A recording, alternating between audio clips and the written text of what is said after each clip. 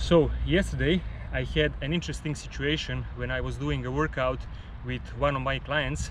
We were doing heavy single arm kettlebell swings. We were doing that with 32 kilos and we were doing a little bit higher intensity than usual, and we had one problem that occurred.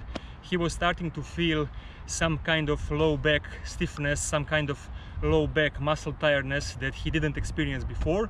So it was probably caused by higher intensity than usual, but I also noticed two things that I thought that might cause the problem. So the first thing was that he was going too deep into the hip hinge. So his shoulders were almost in line with his hips, which is the one mistake that I also made in the beginning when I was analyzing my first videos when I was starting to do single arm swings. So that's the mistake that can cause low back pain, tiredness of low back muscles. So we tried to fix that by bending the knees a little bit more. So he was doing, before he was going like this, and then we incorporated a little bit more of knee bend.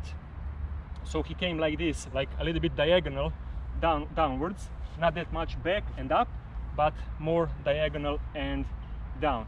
And the second thing was that the weight was pulling him forward.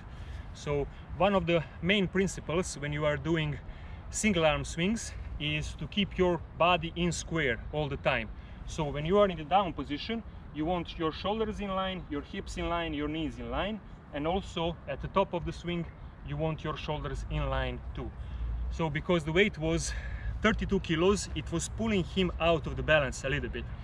So to fix that, we incorporated touching the handle of the kettlebell every time when he did the swing at the top of the swing.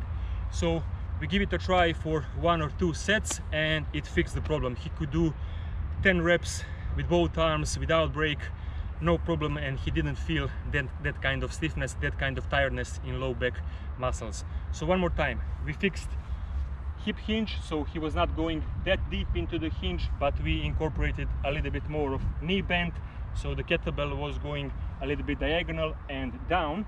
And the second thing was to touch the kettlebell handle every time at the top of the swing, so that kept his body into the square. So I will show you now how the, I hope so, good single arm kettlebell swing should look like. So let's see.